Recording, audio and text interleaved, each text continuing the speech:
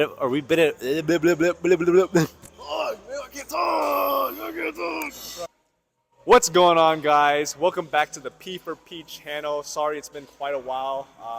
Coach Joe here was in meet prep for the Advances Comp, and then I had meet prep shortly after, so we were a little bit busy, of course, juggling athletes, our own training, and just daily life, but we are back now. Today we're going to be talking about branching off with unlocking your bench press from our previous video with foot placement. Now we're going to talk about hand stacking with the bar, wrist wraps, warm-ups, all that good stuff that we will eventually branch into how to fully set up on the bench press. So, anything you would like to add, Coach Joe? Yeah, I'm just excited to get back to routine. Hopefully we can get some more knowledge out for you guys, some free keys. Because we've been really busy, but going forward, we're going to try to lock this coaching content in and just benefit the community as much as possible. So if you have any suggestions or any videos you'd like for us to make, please leave it in the comments, and we'll be glad to get to that. Awesome. So first, we're going to be going over our wrist wrap and how we like to wrap our wrists. Right here, Coach. Okay. He has one right there. Do you want to show your demonstration of the wrist wrap and then my demonstration first? Yeah, for sure. So the main point of wrist wraps is to help stacking the wrist under the bar, right? A lot of times, beginner lifters, they begin to either stack or flex too much forward, so their wrists are just too straight, or they begin to dump the hand near the fingertips and they're too extended. They have way too much wrist extension.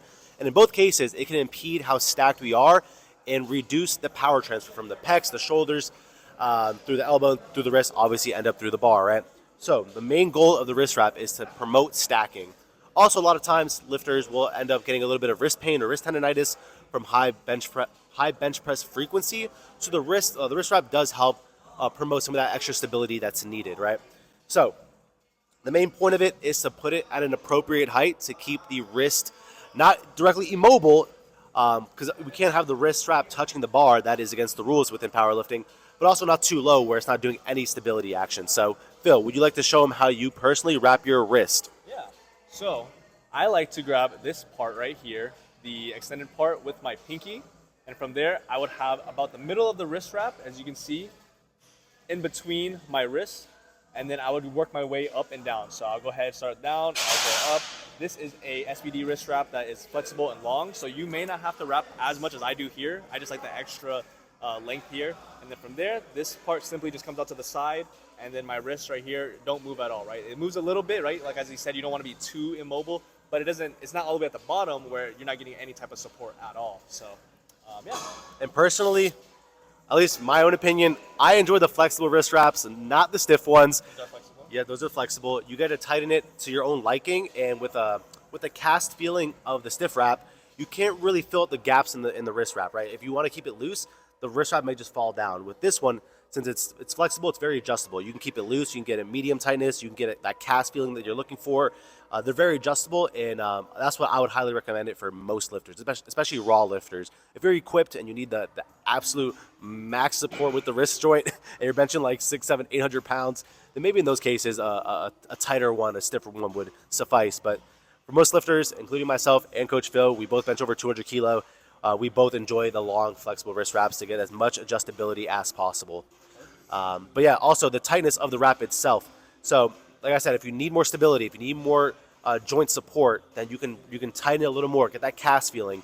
If you don't need too much of it and you're more of like a close grip bencher and you just want to have a little bit of stability or promote a little bit of that joint support, then a looser wrap will suffice. But it all depends on where your grip is and how much support you need.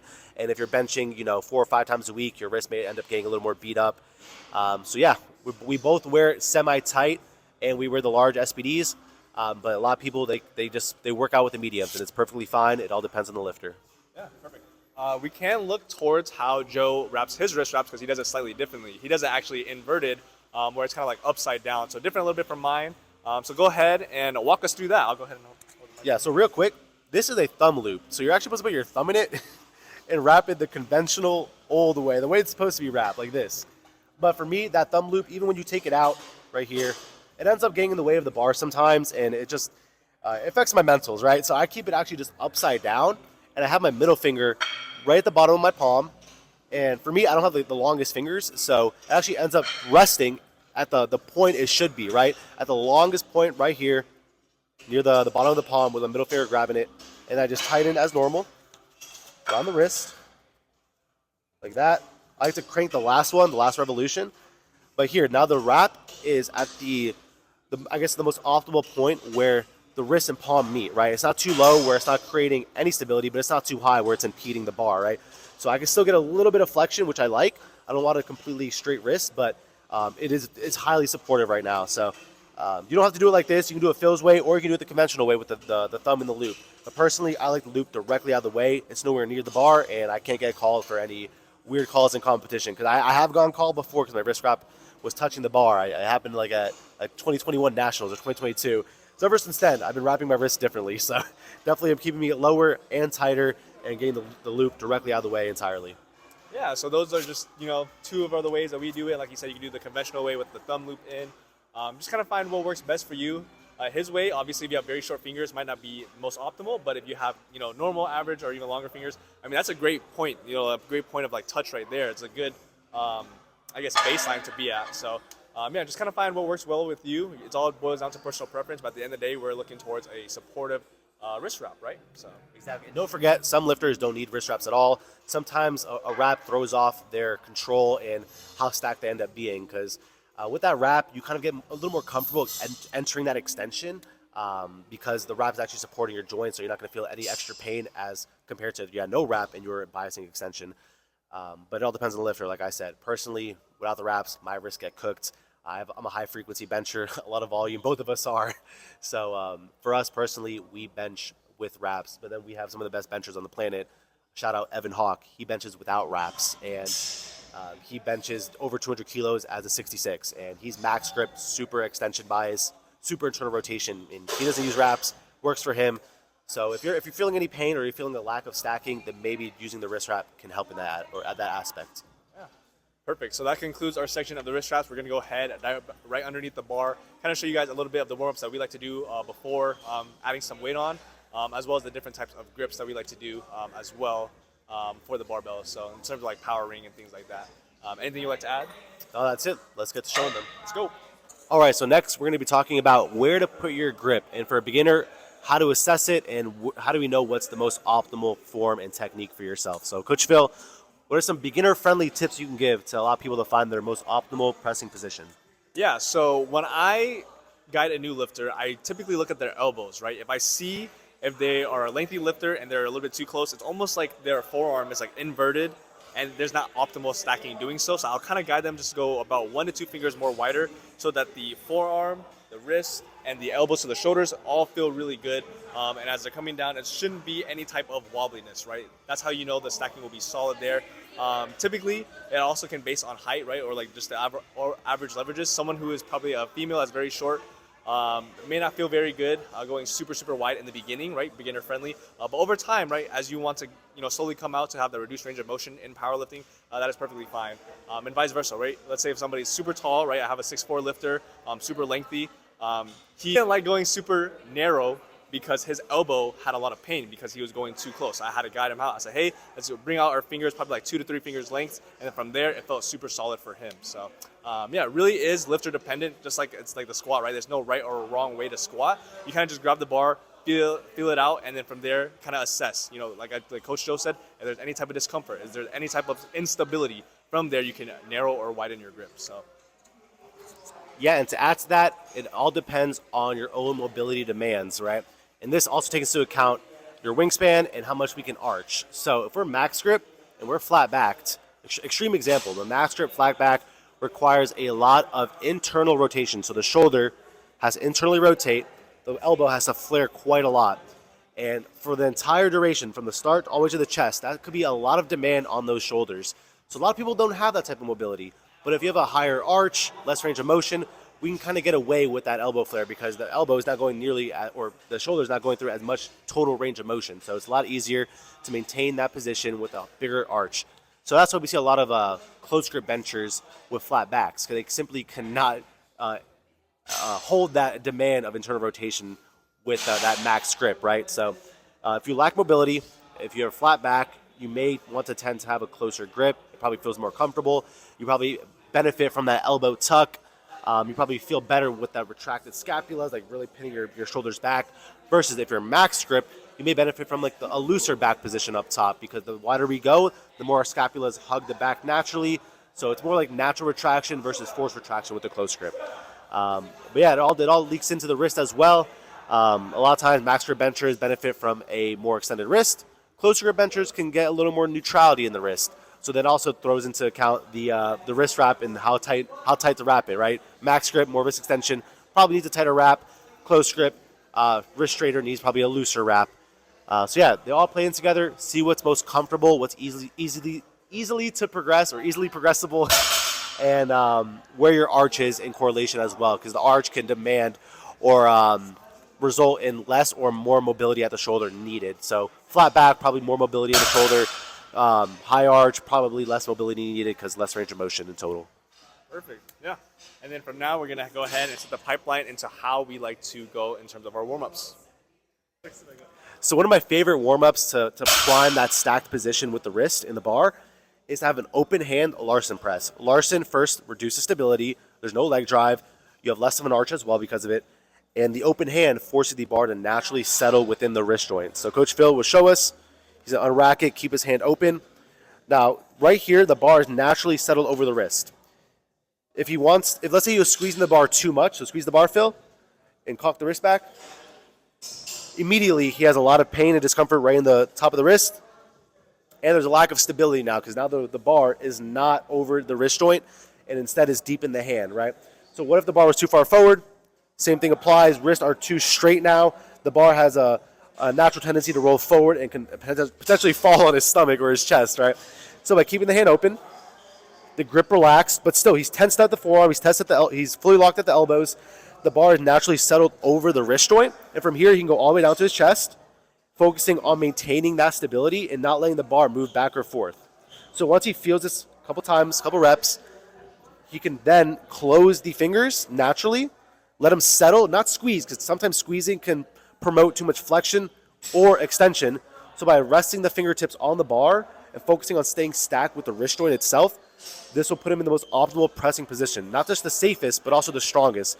A greater line of force transfer from all his musculature, the pecs, the front delts, the triceps, everything is now in line, everything is now stacked under the bar, so he can produce as much force as humanly possible. And in bench press, it's all about making sure everything is in line. So you can rack it now, Phil. We're going to load a red to really show the differences. And another common mistake we end up seeing is overly gripping the bar, and sometimes that bar will begin to roll back deep into the hand, wrist begins to cock back like this, elbows begin to lead, and as you can tell from the side, the elbows are tucking in over dramatic amount. They're literally shaking because he can't maintain that position. Versus, you can rack it, Phil, after the fact. There you go. Yeah. Rack it, stack the wrist. It's naturally in the hand, sitting right there. The fingers are relaxed. From here, the elbows will go vertically down, directly under the bar. Far more stability within the elbow joint. Perfect line of transfer. And he's able to maintain enough internal rotation at that shoulder to maintain this position. A lot of times, being stacked like that isn't always the strongest position because you simply cannot maintain that position. Yeah. So, as we talked about, we're going to use the power ring of the bar as a reference here. And we're going to have Coach Joe go super narrow and kind of see how we're looking like in terms of the elbows and why it is causing a lot of instability. So go ahead, you can see it in the video here. Coach Joe, go ahead, bring it down. So you notice, like I kind of mentioned, the forearm is inverted. So do it one more time. There we go. That angle creates instability and improper stacking, something that we're looking for. And if we see an athlete that has too close of a grip there, then I'll tell them like, hey, let's go around 2 to 3 fingers more wider. So go ahead and do your competition grip here. As you see, proper stacking in the wrists. Come straight down. And now we can see the forearm in terms of his shoulder and his elbow. Everything is looking super stacked. The forearms almost look like it's directly vertical. And in this case scenario, this allows him to have the most power output off the chest. However, there are a couple of outliers that we end up seeing, especially from high advanced lifters, right? So for example, the Japanese grip, a heavily internally rotated grip. Only their pointer finger ends up touching the ring, because that's the rule within powerlifting, at least one finger covering the ring. So they'll end up doing this, almost like modify the grip all the way out here, Still within the rules, but very demanding on that shoulder, and most beginner lifters should not be trying that out. Also, what other outliers have you been seeing the advanced lifters be doing? All right. So sometimes, in terms of outliers, you'll have the wrist outside the elbows, and they'll actually come down. Their elbows are in an obtuse angle, and this leverage outweighs the fundamental principles, right? They can add more kilos to the bar. There's reduced range of motion. However, there is a fine line because in the IPF there is a thing called elbow depth now. So having it too wide, you kind of have to find that fine balance of having the shoulder placement, the shoulder joint, I should say, and the elbows being in alignment. So kind of just treading that line there, seeing where you're at. But like I said, you need really good mobility doing so. And it's just outliers for lifters, right? We're talking about the fundamentals, the beginner lifters, where exactly this should be. Starting off with there, kind of like how we talk about the vertical shin angle, we have a vertical forearm angle in terms of the elbows and the shoulders. Be super healthy at first, and from there, find where you want to go wider or narrower. So. Exactly. So some key takeaways just before we close this out. Some of the main things we're trying to see for beginner benchers is elbows under the wrist. The bar not too deep or too shallow in the hand. If you wear wrist wraps, making sure it's at the correct height, not too tight either, not too loose, and having the elbows not too tucked and not too flared. This is a perfect median or middle ground at first that we want to test, and from there we can make the adjustments. And some of the main takeaways or feedback we should be collecting is it pain-free? Does it feel strong? And is it progressible? If it's not progressible, if it's not pain-free, then the modified grip, or we must modify that grip to get it pain-free. Because it doesn't matter how strong it can feel with 1 or 2 reps. If we can't progress it and keep it there for session after session, block after block, at that point it's not worth trying to progress at all. Perfect. Yeah, in terms of the outro, really quick here, thank you guys for watching. If you made it to the end of the video here, hope you learned something new. Where to find us? Phil Strong on Instagram, Joe.Borgenstein on Instagram, the P4P coaching page on Instagram, our website, p4pcoach.com. We have been receiving an overwhelming amount of support from the athletes and from other people in the community. We'd like to thank you so much. Any last minute words you'd like to add? No, that's pretty much it. Appreciate you guys for supporting. Leave me in the comment section some video recommendations you'd like to see. And yeah, excited to keep posting and spreading this knowledge. Awesome. Yeah. Until next time. Bye-bye.